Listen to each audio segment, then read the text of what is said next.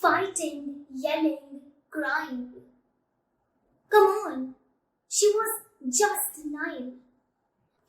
Those morons destroyed her life and we are claiming this world is fine?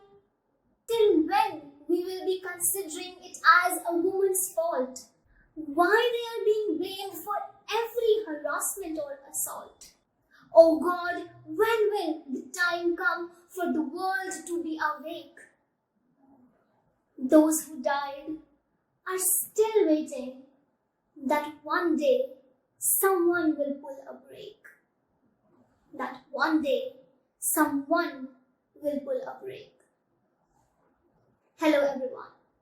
Today I am here to talk about a 19-year-old daughter who succumbed to her injuries and lost her life in Delhi's Safdarjung Hospital. I am here to talk about a life giver who was allegedly raped and tortured by 4 men, Sandeep, Ramu, Lavkush and Ravi in Hathras, Uttar Pradesh. This has not happened for the first time or after some interval of time. We live in a country where approximately 87 women are raped almost every single day, which means that every 16 minutes a woman or a girl is raped in our country. Section 228A IPC, Disclosure of Identity of the Victim of Certain Offences, states that whoever prints or publishes the name or any matter which may make known the identity of any person against whom an offence under Section 376, Section 376A, Section 376B, Section 376C or Section 376D is alleged or found to have been committed shall be punished with imprisonment of either description for a term which may extend to 2 years and shall also be liable to fine. With respect to this, I would like to ask our police administration, our government and our Honorable Prime Minister that why news channels were not penalized for sharing the identity of the victim and circulating the fake photographs of the same when there was a violation of Section 228A IPC. Well, if you don't know what happened, here's it for you. On 14th of September, when the victim was heading towards her farm to walk with her mother, she was dragged by 4 men. They dragged her so brutally that while dragging her, her spinal cord was injured. They raped her and when they was done, they chopped her tongue and gouged her eyes. But UP Police on their official Twitter handle stated that there were no injuries on her tongue and eyes and the spinal cord was too injured due to strangling. According to the mother, the victim was lying naked. Her mouth and her neck were bleeding and her eyes were bulging out and there were blood near her eyes. She also noticed bleeding from the vagina. Her mother quickly covered her from sari and started screaming. Later, the victim was taken to the Chandpa police station and thereafter she was taken to the hospital. The victim was initially admitted to the Jawaharlal Nehru Medical College and Hospital in Aligarh but later was shifted to Safdarjung Hospital in Delhi after her condition worsened as the victim's spinal cord was severely damaged. After the victim's death, her body was taken by the police despite the protests of her family and was cremated around 2:30 a.m. to 3 a.m. in the morning. The police locked up the family and denied them the final farewell rites and performing of the last rituals. The police also tried to prevent the media from taking any pictures or videos. After all this, the Chief Minister of the UP ordered a special investigation team to investigate further. If the victim was not raped, then why the body of the victim was cremated without the family's permission? Question mark. Why the behavior of the police administration was suspicious? Question mark. Why the samples for the forensic test was taken after 11 days when it should have been done within 96 hours from the attempt? Question mark. It takes 7 to 10 days for the hymen to heal. Then why did the post-mortem took place on 29 September 2020 while incident occurred on 14th of September? Question mark. Isn't it clear that this all was done to destroy the evidence of this case? The only evidence we have now is her dying declaration that she was raped by Sandeep Singh, Ramu Singh, Ravi Singh and Lavkush Singh. Thereafter, the police arrested the four accused on charges of attempt to murder, gang rape and violations of the Scheduled Caste and Scheduled Tribe of Prevention of Atrocities Act 1989. On October 1, the Additional Director General of Police said that the victim's cause of death was an injury to the spinal cord and no sperm was found and no rape had occurred. On this, a retired police officer quoted that the police officers should not jump to conclusions. The presence or absence of semen by itself does not prove rape.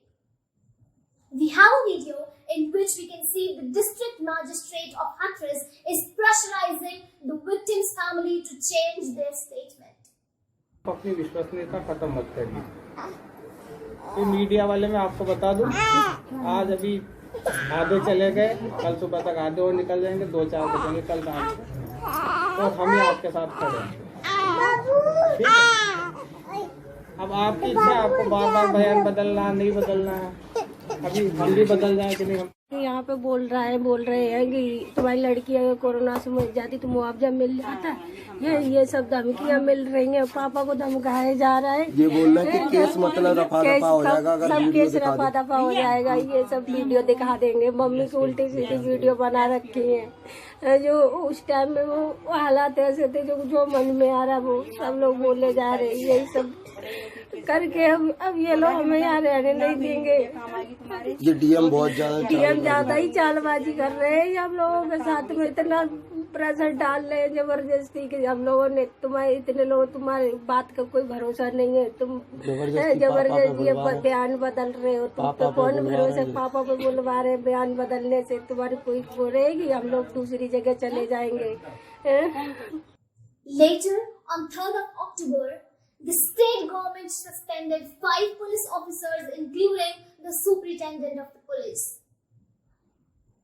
The members of the victim's family were in touch with the accused and more than 100 phone calls were made from victim's registered mobile number. Well, it is not sure that the girl made these calls or her brother, as per the report of the Times of India. As according to the media report, it has been stated by them at their official news channels that there was a Naxalite living at the victim's place with the purpose to inflame the victim's family. And SIT formed by the UP police is in search for her. है कि पीड़ित परिवार को भड़काने की आरोपी ये नक्सली महिला घटना के 2 दिन बाद यानी 16 सितंबर को ही पीड़ित के घर पहुंच गई और वहां ये 22 सितंबर तक रही। एसआईटी को इस नकली महिला के बारे में तब पता चला जब उसने पीड़ित की असली भाभी की कॉल डिटेल्स खंगाली। तब जाकर ये पता चला, कॉल डिटेल्स से जो बातें सामने आई उसमें ये कि पीड़ित की असली भाभी की इस महिला से लगातार बातें होती थी। अब एसआईटी मध्य प्रदेश की इस महिला नक्सली के करीब पहुंच चुकी। To those who are calling this as a political stunt because the caste is involved in this case, according to an India Spend analysis of 2016 National Crime Record Bureau data, the crime rate against Dalit rose from 25% from 16.3 crimes per 1 lakh Dalits recorded in 2006 to 20.3 crimes in 2016. There are places where lower caste people are not allowed to own land. Dalit women are raped and harassed if they stand up for justice. Virar Jagtap case 2020, Arinur gang rape case 2016 are some landmark cases of the same. And that is why we are stating that the girl was from Dalit family and the boys were from Thakur family. My question to you people is that will anyone allow any unknown person to reside at their place, especially when they know that the government officials and other powerful people are pressurizing them to change their statement? My question to the eminent leaders of different political parties who visited victims' family is, what was the need to bring so many people along with you? It's good you are visiting them to console them, help them out, but why? What is the need of gathering so many people at one place, especially during this corona pandemic?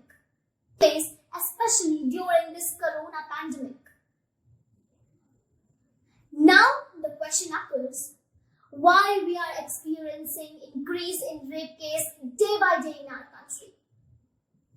Most important reasons of this, what I believe is delay in justice, and there are loopholes in our judicial systems.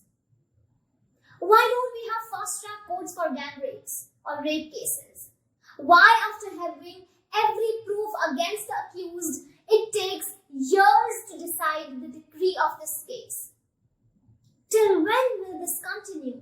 Till when we will not be doing anything because the girl raped does not belong to our family?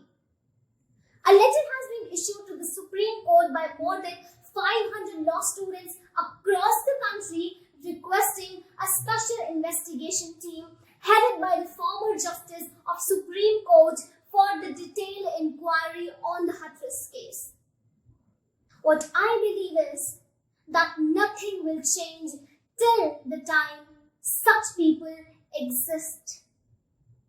Such incidents can stop by teaching good values and not by governance. The parents should teach their daughters to behave decently, says Surendra Singh, MLA from Balia, Uttar Pradesh.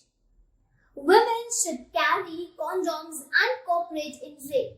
Rape is not a serious thing and killing should be avoided after rape, says Daniel Shravan, a filmmaker. Sex is a natural urge in men and men are bound to rape if there is unemployment, says retired Justice Katju. Many more suspected and in power people made more such statements, which shows the mentality of these people. I have to say this with a lot of disappointment that the law formed for safety and protection of women fails to assure their safety. When society questions women for the unparliamentary acts done by men. Even though the police are directed to take appropriate action in such sensitive matters, they pay no heed to it. Many times, accused uses political influence to get out of the investigations or try to tamper the investigation. So far, various laws are enacted to keep the environment safe for women at the workplace and even at home. But still, women don't feel safe as strict actions are not taken against the accused. From Nirbhaya case to Hathras case, our country has lost many daughters. But the point is, till when? From Nirbhaya case to Hathras case, our country has lost many daughters. But the point is, how we can stop this? Sex education should be taught in schools, but we cannot totally depend on that.